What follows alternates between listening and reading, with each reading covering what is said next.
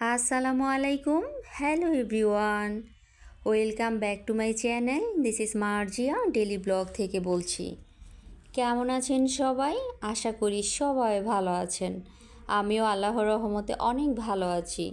তো প্রতিদিনের মতো আজকেও একটি নতুন রেসিপি নিয়ে চলে আসলাম আপনাদের মাঝে।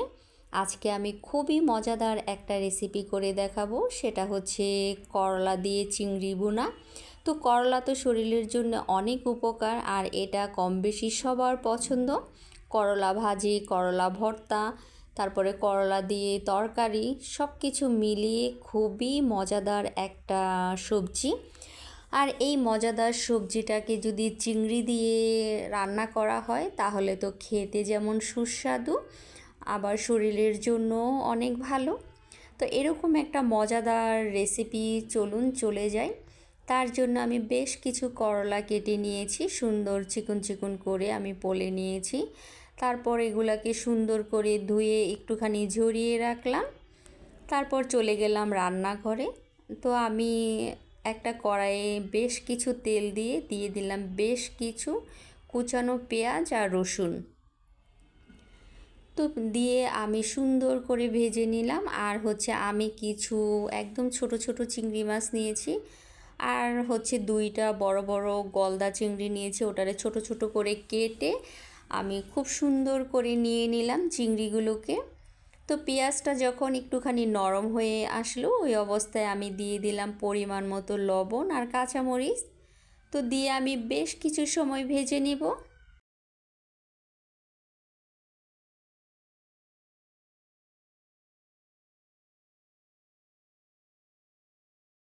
তো যখন পেঁয়াজটা ভাজা ভাজা হয়ে গিয়েছে, আমি পেঁয়াজটা একদমই লাল লাল করব না, একটু কাঁচা কাঁচা থাকবে, মানে মাঝারি যেটা বলে। তো ওই অবস্থায় আমি দিয়ে দিলাম চিংড়ি মাছগুলো দিয়ে আমি আরেকটু সময় ভেজে নিলাম। তারপর দিয়ে দিলাম আমি হলুদের গুঁড়া, মরিচের গুঁড়া, ধনিয়ার গুঁড়া, জিরার ফাঁকি। তো সব কিছু দিয়ে আমি খুব সুন্দর করে মশলাটাকে একটুখানি নেড়ে নিলাম। আর মশলাটা যাতে পুড়ে না যায় আমি একটুখানি পানি দিয়ে দিলাম, দিয়ে আমি খুব সুন্দর করে এটাকে কষিয়ে নিব একটু সময়ের জন্যে।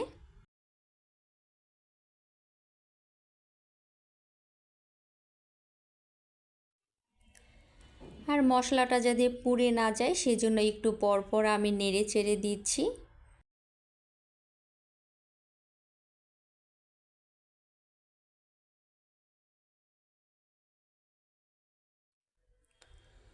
তো অলরেডি মশলাগুলো তো খুব সুন্দর করে কষানো হয়ে গিয়েছে, একদম তেলটাও ভেসে উঠেছে।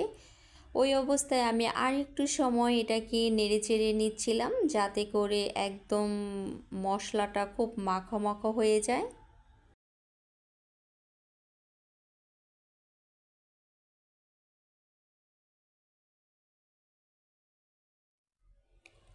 ওই অবস্থায় আমি আরও বেশ কিছু কাঁচামরিচ দিয়ে দিলাম। তো কাঁচামরিচটা দিয়ে আমি খুব সুন্দর করে এটাকে ভেজে নিচ্ছিলাম।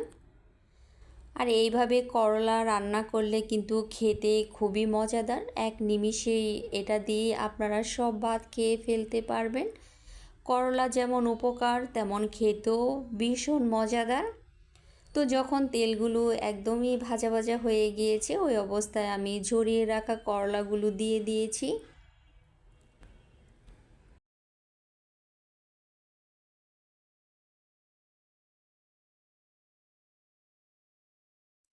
তো সবগুলো করলা যখন আমার দেওয়া হয়ে গিয়েছে, তখন আমি খুব ভালো করে এটাকে মিক্স করে নিচ্ছি মশলার সাথে, যাতে সবগুলো করলাই খুব ভালো করে মিশে যায়। তাই আমি খুব সুন্দর করে এটাকে নেড়ে চেড়ে দিচ্ছিলাম অনেকটা সময়। আর করলার মধ্যেই যেটুকু পানি ছিল, তো ওই পানি দিয়ে হয়ে যাবে, আমি এক্সট্রাভাবে কোনো পানি দেইনি। কারণ জালটা প্রথম তো অনেক বাড়িয়ে দিয়েছিলাম, যখন করলাটা একটু বলক চলে আসছে আমি তো একটু ঢাকনা দিয়ে ঢেকে দিয়েছিলাম। যখন বলক চলে আসছে তখন আমি একটুখানি চুলাটা মাঝারি আঁচের করে দিলাম। তো করলার থেকে যে পানিটা উঠেছে সেই পানিটা দিয়েই এটা হয়ে যাবে। আর আমি করলাটা অনেক চিকন চিকন করে পলে নিয়েছি। যদি করলা মোটা মোটা হয়ে পলা হয় তাহলে হচ্ছে আপনারা চাইলে একটু পানি দিতে পারেন। যেহেতু আমি করলাটা অনেক চিকন করে কেটেছি, তাই আমার আর এক্সট্রা পানি দিতে হয়নি। করলা থেকে যে পানিটা উঠেছে সেই পানিটা দিয়েই করলাটা হয়ে গিয়েছে। তো আমি বারবার করলাটাকে নেড়েচেড়ে দিচ্ছিলাম, ঢাকনা খুলে আমি কয়েকবারই এটাকে নেড়েচেড়ে দিলাম। এর মধ্যে আর করলা রান্না করতে গেলে আমার কাছে একটুখানি তেল বেশি দিলে ভালো লাগে, তা না হলে মনে হয় করলা একদম শুকিয়ে শুকিয়ে থাকে। তাই আমি একটু তেলটা বেশি দিই করলার মধ্যে সবসময়। তো ওই তেলে আর করলা থেকে যেতটুকু পানি ওঠে ওটা দিয়েই হয়ে যায়, যেহেতু খুব চিকন চিকন করলা কাটা হয়েছে, তাই আর অত কষ্ট করতে হয়নি। তারপর তো আমি কয়েকবার এটাকে নেড়ে চেড়ে দিচ্ছিলাম উপর নিচ করে, আর এর মধ্যে মোটামুটি সিদ্ধ হয়ে গিয়েছে করলাটা।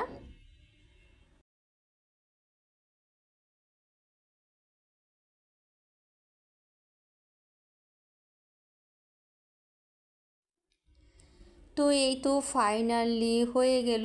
তারপর আমি চুলাটা অফ করে দিলাম। চুলাটা অফ করে আমি বেশ কিছু সময়ের জন্যে গরম চুলাটায় বসিয়ে রাখলাম। তারপর এটাকে নামিয়ে আমি পরিবেশন করে নিলাম। এই তো করলার ফাইনাল লুক। তো আশা করি সবাই ভালো থাকবেন, সুস্থ থাকবেন। আবার নতুন কোনো দিন নতুন কোনো রেসিপি নিয়ে আপনাদের মাঝে হাজির হয়ে যাব। ওই পর্যন্ত সবাইকে আল্লাহ হাফেজ।